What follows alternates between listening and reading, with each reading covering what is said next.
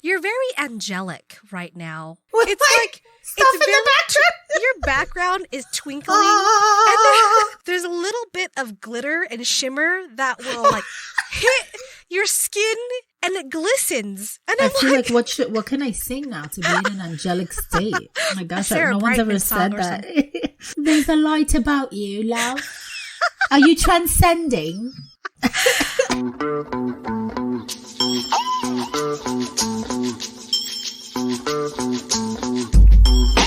Welcome to That's Why podcast with Patricia and Anna, the show where we arouse your curiosity while we dull your senses. Well, hello, That's Why audience. We want to say hi and welcome to our new show on Defiance. Welcome. And I want to say hi, Anna. Hello. Are you excited about today's topic? Yes, I think this resonates with both of us. Because we are defiant. All the time. We really Every are. moment. We really are. But in good spirits, right? Yes. So anyway. All right. So before we start our topic, I want to give a shout out to my friend Tiara Reyes, Salinas Vegas. Yes, we are Latinas. She is someone I grew up with, and when I was a Mormon in New York, and she was so sweet. She put this out on Facebook quite a while ago, and I hadn't given her kudos for it. So she said, Facebook family, I want to give a shout out to an old friend, Patricia Thomas. She has an awesome podcast, which I recommend to everyone. I absolutely love it. Take the time and listen to it. So Tiara, thank you so much. We really appreciate that. Thank you, Tiara. That means a lot. Yeah, absolutely. And I want to say thank you to my sister Mila. She's Hi, also Mila. Mila. She is a hermit. I'll tell you this. COVID, she's living her best life during COVID because she does not want to see anyone. She doesn't want to talk to anyone. If she didn't see anyone for like 3 years, that would be her pure happiness. Isn't that wild? Well, and hermit and COVID, yeah, it's brought you a lot of joy. I would say that myself, I couldn't do it. I need to engage with people. I actually enjoyed the solitude that COVID brought, but the times that I have with people, I enjoy it more. Well, in my defiant nature, speaking of defiant, I immediately was traveling and I was going places and people like, what are you doing? And I was like, I'm living my life. I'm living my life and you can't tell me what to do. And you know what? I don't regret a thing. I'm so glad that I traveled to Dominican Republic and I traveled to New York and I went places and it was interesting. But I feel like I really like being with people too that are defiant in nature. I think that's why we click so well, Anna. But you saw the world during the lockdown. Yes.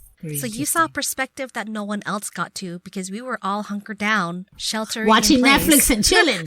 Yeah. And chilling. And doing other things, of course. Oh. But thank you, Mila. She's been telling all her coworkers. And that means a lot because for her to be such an introverted person. Yes. To share this. What was that? That's my son over there. I'll be hitting him over the head in a minute. Uh-oh. Oh, not that I get violent or anything, but no, he's doing his hair and he's dropping clips. We don't need to call CPS. This is just a normal day at the Thomases. Yes, exactly. I'll probably toss this book over there. And all right. So defiance. The definition that I feel like is the most important is just open resistance, bold disobedience. Simple. Open resistance, bold disobedience. Yes. Okay, so I feel like disobedience gives a negative term. Yes. But when I hear defiance, I always think of someone who is strong and empowered, standing up to authority. Well, we were kind of discussing how that's pretty much how this country got founded. I mean, America would not have been founded had people not disobeyed, kind of gone against the grain and really decided we have a vision because living this way is in our mind unjust and we want more freedoms. If you have a defiant nature, you will be disobedient on occasion. But I think that people who have a defiant nature bring an element of awareness to things where some people would just kind of follow things clear cut and never question. I've met people like this. And of course, you can learn from each side, right? I'm not saying that I don't ever follow the rules and I'm always disobedient. No. But I think that when things don't make sense, it's okay to have a defiant nature and question them. Have you ever told your children because I said so? Never. Really? As a matter of fact, I got one kid right here. Giovanni. Yo. She just asked me, have I ever told my kids because I said so? No, you could never. You've always given a reason as to why. Yes, I always give them a reason as to why. I love that. Yes, and I think that that's what makes my relationship with my kids very special and good. Because a lot of people say that, wow, you gotta have a good relationship with my kids. And I feel like I do. And I've even encouraged them, speaking of which, don't even just do what I say because I said so, or ask if it doesn't make sense to you, we'll unpack it. It has to make sense. It has to be reasonable. I remember the last episode, which stuck with me. You said, I would rather have my children respect themselves than respect others. For them to respect other people, if they're disrespecting themselves, then you're saying, like, don't do that. Yes. Let's say that you do have something that's challenging between you and your children. When does something debatable become not debatable? When do you say, this discussion ends right now, do what I say? Yes. I would say, first of all, like I've always said, when there's no room for error. So it's not debatable for you to drink and drive. That's not debatable. You can put yourself at harm and you can put others at harm. That's not debatable. I see. If there's a family function that is going to create memories and that is important to one of us, the love that you feel for your family is more important than being selfish. So at that point, you have to say, okay, this is going to happen. We're going to have this get together or we're going to go do this thing. But there's always room to be able to be flexible. That's where that ends for me, when you're putting something in danger or harm or even hurting someone. You're right. I am a stickler with texting and driving, as you know. Oh my gosh. And a threat. I'm so sorry. Our friendship was at the balance because I was almost texting and driving. I was like, oh snap. Anna's real serious about this. Okay. I'm so like, yeah, you better turn around. You're not welcome at my house if you're texting me and driving. Oh, can I just interject real quick? I saw something please. on Netflix. Oh my gosh, Anna. And you know what? It really hit me at the core, and I thought about you the entire time because Anna did say, Patricia, if there's anything that would end our friendship, it's that. And I was like, oh shit. When I saw this thing called In a Glance, oh shoot, now I'm forgetting. In an Instant. I think it's called In an Instant. And it's about 5 or 4 families whose lives were completely changed because people were texting and driving and they killed people or they've left people incapacitated. And it's about specifically texting and driving. And I thought of you the whole time. Okay, I'm going to watch that. Oh, Thank you. Listen, okay, so you got 2 things you might want to watch, right? You have a list, Awakenings. Awakenings, yep. And then In an Instant. In an Instant. And Okay, it's for anyone who has had an issue either with their kids or even themselves. Adults are guilty of the same freaking thing. When you really want to get that message across of how important it is to really not text and that it's not really worth it to just to tell someone that you're on your way or whatever, in an instant, you can change someone's life, including your own, because you couldn't do that. So anyway, I highly recommend it. I had to throw that out there. Well, thank you for sharing that. I appreciate it. Absolutely. And I'm very sorry you saw the grouchy, angry person that came out of me that day, because that's not what I want to show. I don't want to be that person that tells people what to do. But I think, like I said, when I saw the hurt that my client went through when her daughter passed away from a person texting, just to see that trauma from her eyes, I was like, oh my gosh, I will never text and drive again. Wait till you see this movie. Now, Anna, I appreciate the apology, but no apology needed. And let me tell you why. And I think our audience can agree. When you love someone and you really want to have a good relationship with them, you can't always it can't be always tutti frutti and the good side. We laugh. We have a good time. But if we can't be honest and show when we're upset or, when we're not agreeing on something, then there's really no real relationship there. That's true. So I'm glad that you felt comfortable enough to be honest with me and be like, because a lot of times people be like, oh, I don't want to say that because I'll hurt their feelings. Well, if you hurt my feelings and then I'm out, then there really wasn't as deep of a connection as we thought there was. That's true. It was too fragile. You're right. So I'm glad I saw that and that we broke that barrier. So Okay, that's good. Thank you for showing me that ugly side. I like to see the ugly side. Oh, no. Okay. There's a Japanese proverb used to describe conformity in Japanese culture. The nail that sticks out gets hammered down. Basically, those who are too different or conspicuous get criticized or sanctioned by others. And Japanese culture, they have a very structured way of living. You know, things are very organized. If you go into the grocery store, packages are perfect, labels, everything has this. Like an appearance of just having to be just so. Exactly. And my friend told me about this when she worked at a Japanese salon. Mm-hmm. And she said that she wanted to do some things a little bit different than the owner. And the owner told her that because her mom and the owner, they were friends from when they were younger. So he was kind of like an uncle to her. Mm-hmm. So he told that to her. He said, you know, if there's a nail that sticks out, we hammer it down.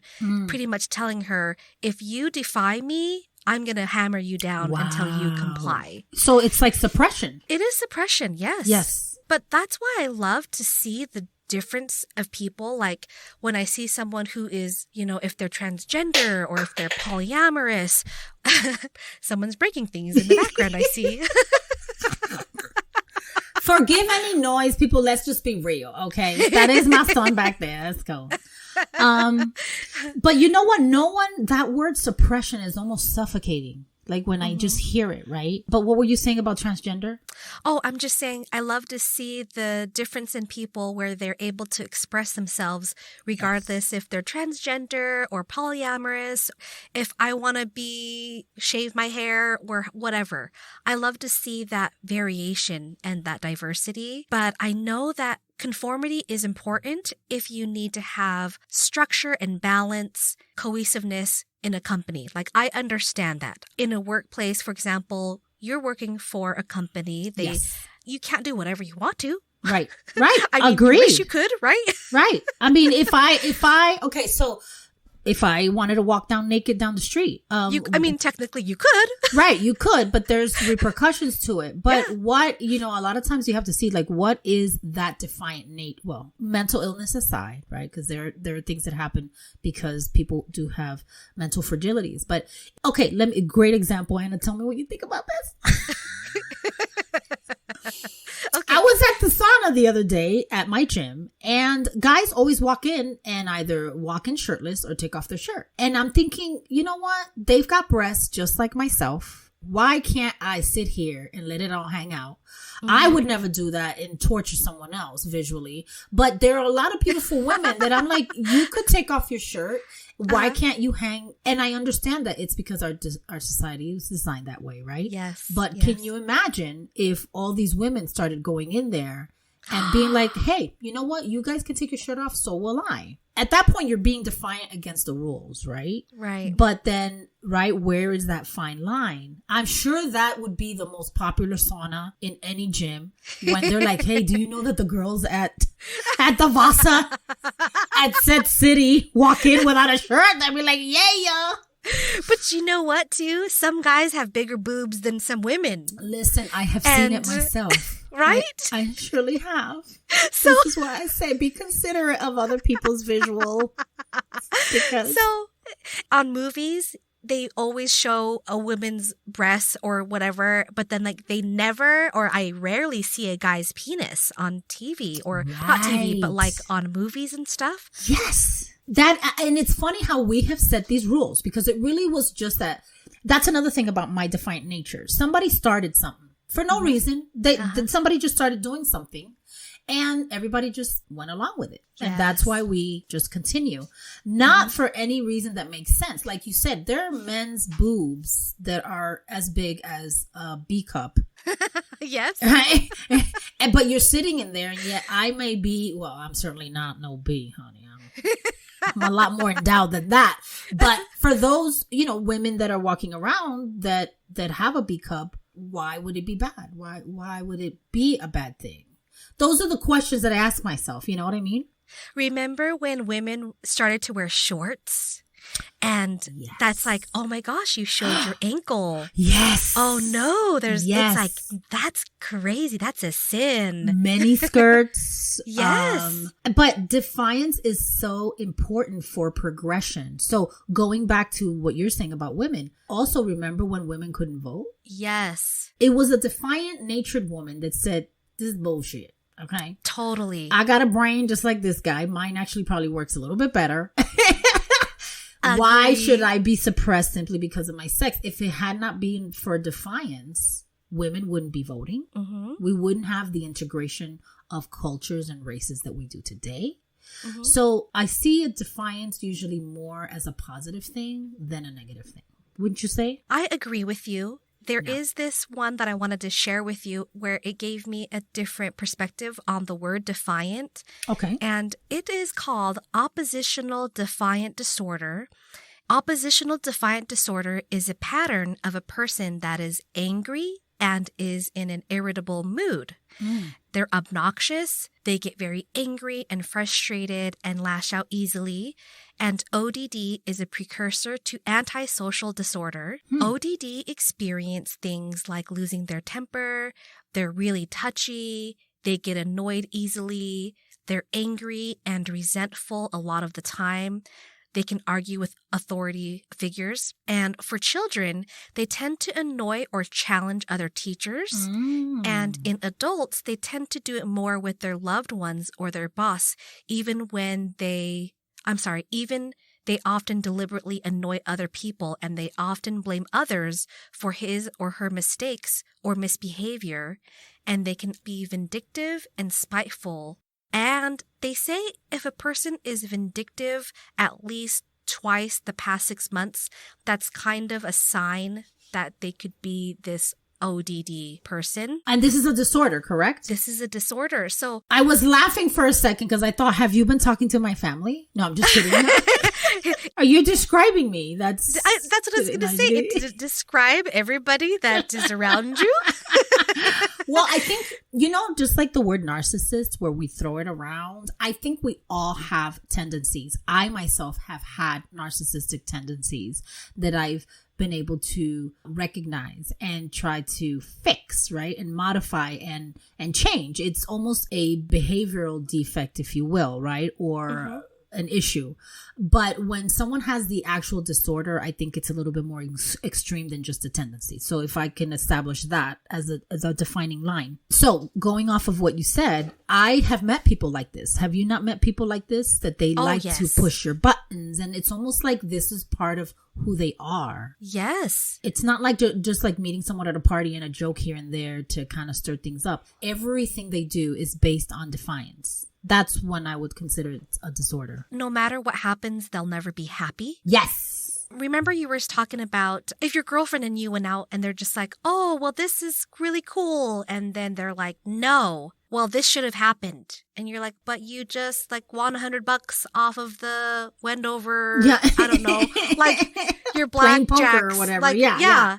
Like, but they're so angry all the time, or they'll always try to pick a fight with like cops, teachers. And they're resistant. They're just resistant to everything, even if it makes sense. Exactly. That's why I also said earlier that having a defiant nature is good if something doesn't make sense and you're trying to make sense of it. But there are people who are defiant even when it makes sense, and you're like, but why would you go against this? And you question it. Then that at that point, right, would be a disorder. Well, let me ask you something. As a defiant person that you are, why did you stay with the Mormon religion for so long? I think that I stayed with it because at the time I convinced myself that that was the best thing to do.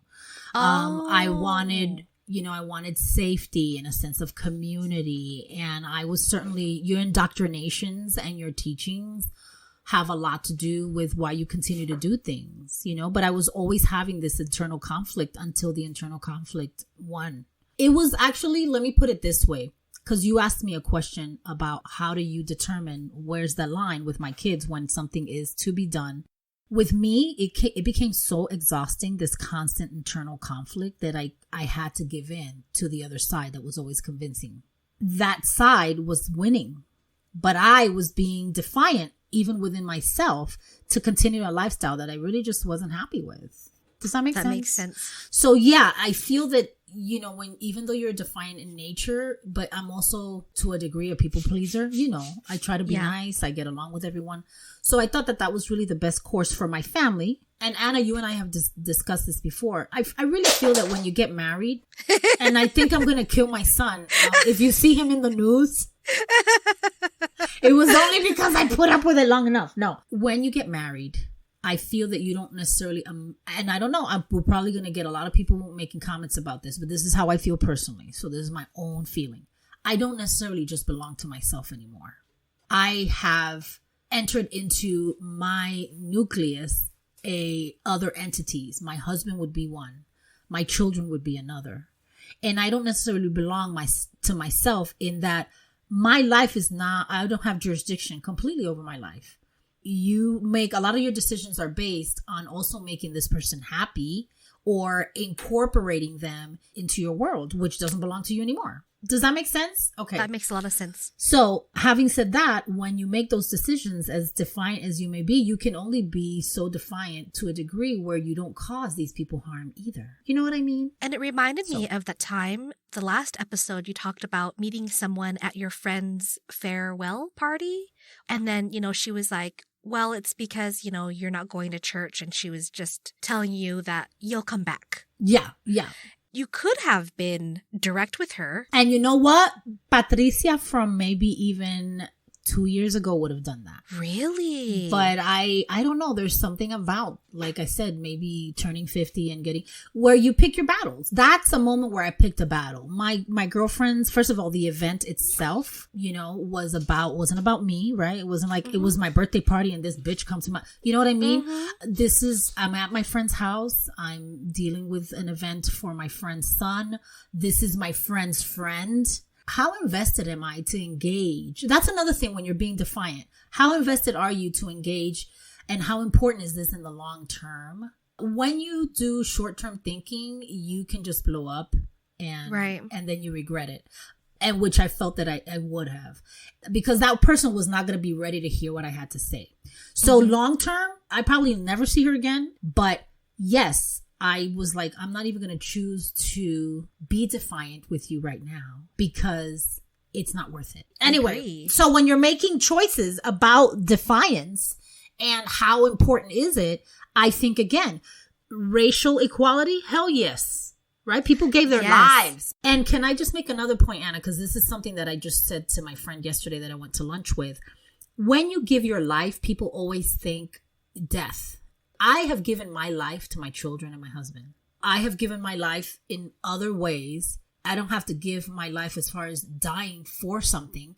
But when you live for something and you give your life, that's just as valuable as dying for it, in my opinion. Throw those 25 cents out there. I got it. I got your change. Okay.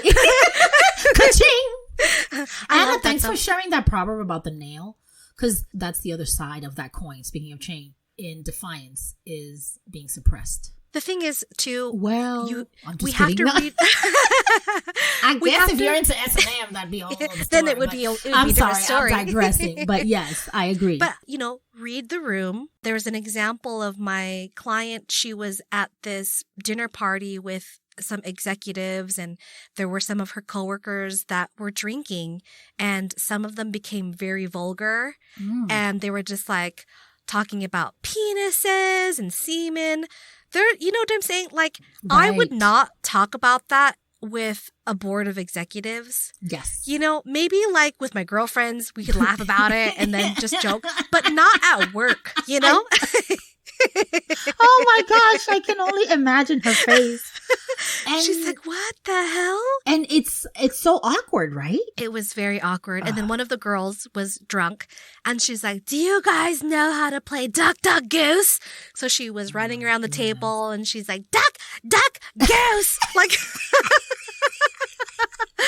I'm like, ooh, I did not experience that, but you're like, oh, look at the time. I know, I gotta go. Yeah, but yeah, no there's doubt. a time and place. Yes. Be defiant exactly. if it's something that is I mean, it has to be honorable to you. Yes. Don't be defiant just because you are a dickhead and just, I don't want to. Yeah, exactly. There has to be. And, I have to say, going back to children, I encourage children to be defiant because one of the things, and I think we might have covered this, I want to say I feel like we might have said this in one past show. I don't know which one it would have been. When adults force little kids to hug older people when they are shy and they don't want to, and they obviously are appearing to be defiant in the moment, you should allow them to be defiant because that's the kid that's going to not allow someone to touch them inappropriately. They're going to know to say no. But when you do the nail thing, like you said in your proverb, and you suppress their instincts to be defiant, that will be the child that is coerced by an adult to suppress their defiance and give in to being abused physically, sexually, emotionally, verbally. You know what I mean? Or it manifests into something else. Yes. Fetishes. We've talked about fetishes. Suppression. Yeah, exactly. Don't you ever talk about farting? Don't you ever talk about pooping? Yeah. And then that person's like, I love farts and poops. Something about farts and poops really makes me feel happy. Right? And in the back of your mind, it's because my mom told me not to. And you know what's sad, Anna? It's like we all fart and poop. My gosh. Why people are so squeamish about so many things that you're just like, we really have so far to go in so many ways. But we've come a long way. That's the best feeling, though. I mean, when basically an orgasm is the pulsating of muscles. Yes. So you have an orgasm every time you go poop. Like, pooping is so satisfying. And you know what? Can you ask yourself, why did nature make it that way? Why did you need all those nerve endings there? It's so you can enjoy the process. Stop lying. And you know what's sad? I have a friend that can't go to the bathroom outside of her house. Oh, I'm not like that. Oh, me either. Right? Please. You gotta go. I gotta go. Have you ever met someone that's offended that you took a dump in their house without telling them? No. I've had that experience. And mine are really fast because I'll go when it's like, I mean, I don't like to sit there unless obviously, haven't been drinking enough water. But when I go, I'm like, oh yeah, this is a good one. I go. Yeah. And I remember, and I can't remember who it was because this was a while ago, but I do just remember the experience and thinking my friend got offended that I took a dump in her house. And I'm thinking, on the contrary, you should be honored. I feel comfortable enough. I feel good enough. This is saying good things. What's wrong with you? You know what I mean? Yes. Anyway, it's just funny, again, the way we perceive things and we see it. But that is funny. That is hilarious. Oh my gosh. And I do want to say one last thing about defiance. Do you know that it's described as a virtue? A virtue is a behavior showing high moral standards. And defiance is actually described more as a virtue. Wow. Because I feel that when you see injustice, it's only defiant people who come to the aid of justice. Does that make sense? Agree. I love it. Well, Thank girl, you. Oh my gosh, this was good. Anna, I love you. I love you too. I can't wait till we actually get in a fight on air or something and disagree because I think the audience would really enjoy that. So let's pick a fight, okay? Because we always agree and love each other. We need to have a little polarity, right? Like I don't even know. Contrast. Okay, I can't think of anything that you and I are against. Guys, okay, for those listening, give us some topics that you want us to discuss that you think that we would disagree on. How's that? That would be good. Oh my gosh, okay. Yes. Okay, yes. And let's just, and I'll sharpen my nails. I'll put, like in the old days when I was younger, people would put like Vaseline where you were like, okay, meet me at the flagpole, quote unquote. Girls would be like, you gonna fight that bitch, okay? And you put Vaseline and you turn your rings around so you can scratch them. And what? So I'm gonna get ready. Do you not know this? I've never been in a fight before. Oh my gosh, Anna. You know what? You're not missing anything. Really. So I've you only have been in a few fights. Yeah. And like physical, not just verbal. Yeah, no, physical. Yeah. Oh my gosh. It's pretty scary. Yikes. But it taps into that primal thing of wanting to keep your status in the pack, proving that you got it. And my parents themselves raised me. This is old school thinking, so don't judge me. But my mother would be like, if you let yourself get bullied, I will kick your ass when you get home. So if I came home crying that somebody hit me at school, that was not allowed. Do you know that my mother was like, I'm going to the school and you're going to go fight that girl? What? See, this is why if I see bullying so different these days. I'm like, are you kidding me? You're having mental trauma over what someone said on Facebook? What they said? Try being in a physical environment. And I think everything has its place, right? But it's just so interesting how bullying has changed so much. And I thought, because what you said about me, who cares? But if someone's pushing you or touching you or bullying you at school, I'd be like, okay, I'm going to have to throw down with you because I can't let you. It's just so interesting. I know. And I kind of raised my kids the same way. Isn't that sad? I think that's important for them to stand up for who they are. Yes. Because they're not the one that's provoking the fight. Correct. They have to defend themselves or they're standing up for someone who's unable to stand up for themselves. Yes. I can see that happening. Like, I've always encouraged my kids to do that. And I've told them though, you better not ever start anything at school. But boy, if somebody comes looking for you, you better finish it. Right, Giovanni? Oh, exactly. Yeah. You finish it and you clip them good the first time. And I promise you, they will not come back. And it worked. It works until now. It works. I can't wait to have grandkids. No, I'm just kidding. Oh my God. And then you're gonna show them too. You gotta make sure you put Vaseline. You gotta hit him like this. You hit him like this. You hit him like this. I'm like, where did those brass knuckles come from? On your 4-year-old niece or your 4-year-old granddaughter? My little granddaughter. You got this, right, baby? Absolutely. You got this, right? Oh my God. She's all like, she took my little toy. No kidding, right? She took my binky, so I had to show her who was boss. That's hilarious. Wow. Okay, well, if I get into a fight with someone, I will call you. Yes. And ask you to defend me because I can talk a lot. Like, I have a big mouth, but I can't physically follow through. You know what? I'm going to have to see, Anna. With a couple of drinks, anything can happen. Oh, that's true. I'll do my best. What will make me angry, what I would fight about, you know what? I lied. You know how I hate sticky stuff? Yes. If you put honey on me or something sticky, I will fight anybody. Yes. Then I'll be like, I don't even care. Why did you touch me with that pow? Yes. Okay. I will fight anybody. Put something sticky on me, point, and I will get them. We probably shouldn't be revealing these things. We'll bump into a fan and they'll be like, hi, I heard you like honey. Oh, no!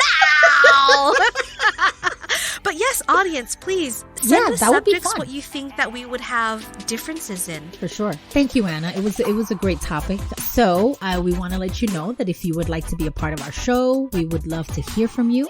Ask us questions and share your story. We'll give you our unfiltered, unforgiving, and definitely unqualified advice.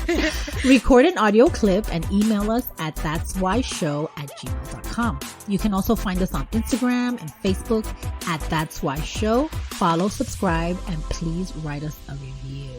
Thank you. And what's our quote, Anna? Our quote is, I'd rather be a rebel than a slave. Amen. Yes. And hallelujah. Yeah. And peace, love, and dark chocolate. Chocolate. See ya. Bye.